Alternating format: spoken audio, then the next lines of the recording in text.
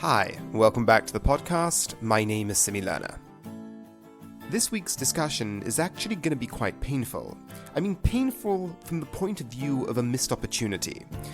In this day and age, we think we're being very modern in how we bring up our children, a recognition that not all children are the same, that moving away from the cookie-cutter way of looking at the world, and this is sort of a moral development we've had in education.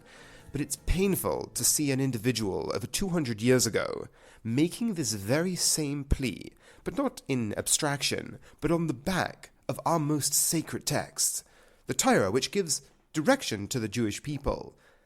The messages laden within it were a calling to parents, mistakes and errors that were made that Rav Hirsch pleads that we don't repeat. We're really going to be building off two ideas that we had over the past 2 weeks. 2 weeks ago, in our podcast, we discussed the necessity of approaching the great men and women of old as human beings, not deifying them, because when you deify them, you lose the ability. You drain all lessons that can be learned, because if someone's divine or if someone's perfect, you don't learn from them, because anything they do has to be interpreted as the correct thing. And all good is just a necessary result of their divine attributes, thereby once again completely useless by way of example. So, that was our first idea, and then last week we spoke about education. This week we're going to draw those two ideas together. Rav Shamshon Raphael Hirsch draws our attention to the lives of Yitzchak and Rivka, two parents who had two children, two parents who had very different upbringings. Yitzchak was brought up in the house of Avraham, in the house of Abraham, the house that was developing his son to go on this Jewish mission, and Rivka was brought up in the house of Besuel. And as the stories that we hear from last week, that was a house embedded in trickery and dishonesty. So you have two parents, vastly different upbringings, have two children. One we know as Esav and one we know as Yaakov. And when these two children come into the world, it is quite clear that they are very different. And the Jewish tradition, how it looks at this event, you can imagine it would take the approach of, well, they clearly were so different, their natural tendency drew them in opposite directions, and that's the end of it. A nice way of sort of brushing responsibility under the carpet. They were different. What were the parents supposed to do? And we can see echoes of this in our own lives. How often have you heard from an educator or a parent of his nature wasn't in it? It was his nature to take him in this direction. He had a characteristic that just didn't fit. But that's not the approach the Jewish tradition has taken. The sages of the Talmud, the oral law, adds in a perspective to this story and says, yes, their natures were different. But over 2,000 years ago, the Jewish tradition said it wasn't only their nature. We're not fatalists. We're not determinists. Yes, their natures were different, but their upbringing and their education was omnifocused. And this is where the Jewish tradition holds our ancestors, holds Yitzchak and Rivka to account. Yes, a child like Yaakov will draw to the wisdom of Avraham. Yes, he will draw to the mission and it will call to him. It will be something that taps into his nature. But Avraham's mission is not just for Yaakov, it was for Esav as well. His tendencies, his characteristics were there to be molded as well. Thereby the classic slogan of education from the Jewish perspective of Chanoich na al pi darkoi, bring up your child educate your child according to his ways, not just a cliche. There's a responsibility embedded in it.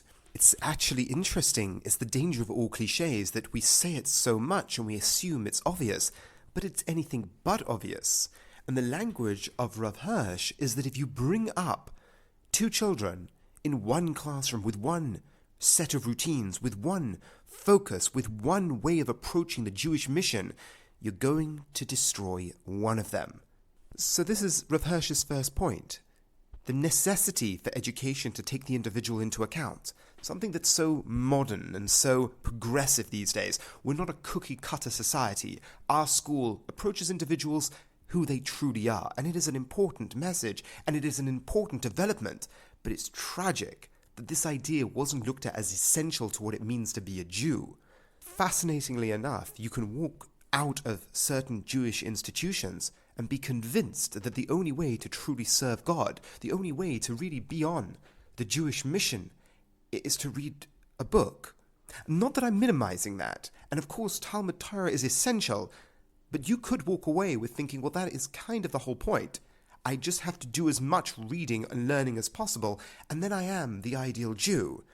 That is a tragic mischaracterization or a perversion of what the Jewish people are here to do. And Rav Hirsch was calling out to that all those years ago, and this wasn't a person who shied away from the importance of learning and Talmud Torah and education in general. One of his primary roles was an educator, but an educator with an appreciation of nuance, an appreciation of the human character and what the Torah was trying to do. Often a defense I've heard is that this is a necessary evil. True, it's not ideal that everybody should fit into one specific framework, or we should describe Judaism as being essentially one thing, but it's necessary in today's day and age in order to develop a certain type of person. Now, the answer that Rav Hirsch would give to that individual with such a defense is that not only do you rob people of their Jewish tradition, you disenfranchise them, you chase them away. That is bad enough, but you also undermine and corrupt the Torah and Judaism itself. In portraying Judaism as being one thing, you thereby pollute the message Judaism is giving to the world. It no longer becomes this noble endeavor, this noble goal. It becomes a very bizarre, specific academic endeavor. Yes, with the spiritual trimmings, and once again, Reb Shamshon Raphael Hirsch's focus was on Talmud Torah as well. But it was hand in hand with so much else that came along with what it meant to be a Jew and how to be an educator. So Rav Hirsch has pointed out one area, and it's dark because it calls upon me as a parent to take that extreme responsibility. Of course, it's easier to say, well, this one's just different. But that is my failing. My failing of not recognizing this difference and how that manifests in how they need to learn. So that's Rav Hirsch's first point. But Rav Hirsch goes further. So we've recognized or articulated an area of education, of how you bring up the children, that needs to be focused on. But there's another point that Rav Hirsch really articulates once again in not the lightest way. It's not only the education that goes upon the children, it's who's doing the educating. The Pesukim tell us that Yaakov was loved by Rivka and Esav was loved by Yitzchak. And Rav Hirsch says this is understandable. Two parents see two children, and parents have a tendency towards one or another child, be it because that child reminds them of something, be it because that child is easier in a certain respect. And Rav Hirsch says this is understandable from the point of view of our avos and imos. It makes sense. Avram brought up his son Yitzchak a certain amount of solitude. We call him an oila tamima. He was brought up as an oila. He was took part in the Akedah, the most religious experience of the Jewish people. This was a man who had a son who lived out opposite characteristics of boldness, of vigor, and there's an attraction there. Hence, Yitzchak loved Esav, and Rivka, who was brought up in a house steeped in immorality, sees her son Yaakov as the ideal personality, representing a way of life that she never experienced at home. Rav Hirsch says, understandable as this may be, it still gives us message that when we look at how we bring up our children, a unified message is essential. A unified message from both parents is essential, and the joining of both parents as a team is essential. And because a child may not be right in line with what you're expecting, understandable as it may be, doesn't mean it's correct. And Rav Hirsch gives a dark metaphor. He says if your child was physically lacking, was ill, was in some way in need of physical support or attention, that would be a calling for a parent to be there so much more for the child. The love would be ready and available for that child. But he asks us if our child is spiritually struggling, morally struggling, why do we step back? Why do we withdraw? Isn't this just a simple calling that your responsibility now is called upon in this area? He describes the relationship to our children as a responsibility. It's not you. You aren't your child. You don't own your child. You don't identify yourself with your child. You have a responsibility for your child. So the same way, if your child was struggling physically, it's obvious that you're supposed to be there for them.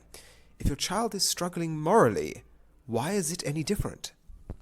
So bringing these two ideas together, we spoke about the necessity of looking at our children as individuals, be it as educators or be it as parents. And it's easy to say this, of course, and I'm talking to myself because I have children who are very different, thank God.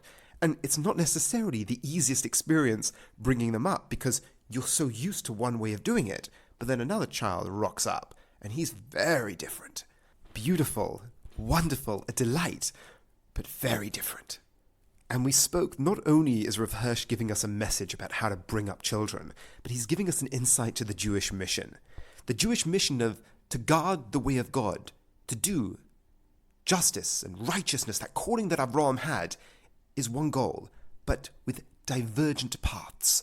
Many paths take us to the same goal, and to not take that into account, you kill what it means to be a Jew. You destroy the mission in the process because you mischaracterize it, you pervert it, all in the name of somehow avoiding responsibility, all in the name of saying, well, it was their nature. Everything we did was right. Their nature was wrong, and they just didn't fit in. Perhaps it means that we have to take that responsibility. The irony is often lost on people. In the name of fulfilling the task of Avraham, in how you educate, inadvertently you can destroy that very task you're trying to accomplish. And our second point, it's not only about the education that is being given over to the child and its need to be diverse, but it's also on the ones doing the educating, be it parents, be it teachers. It has to come from a unified voice, from a team. That means communication between parents and teachers, in the hope and the desire to bring up their children in the right way. This isn't a calling for perfectionism. This is just a calling for responsibility. Rav Hirsch is asking us to be responsible to these principles. Doesn't mean we won't mess up. Doesn't mean that we haven't made mistakes. And it doesn't mean that we won't make mistakes in the future. The question is, do we, like the Jewish tradition, take responsibility? Because that's what our sages did when they saw this event happen. When they read this event, they look at it with the lenses of responsibility. We also have to do the same. We look back on what we did and what we can correct and what we can't correct. We change how we move forward. Thank you very much for listening. And once again, I really do appreciate the listen. Once again, a quick shout out to the Intentional Jew podcasting network at intentionaljew.com, where you can hear other podcasts and other Jewish ideas that they host there. Have a wonderful week and a wonderful Shabbos.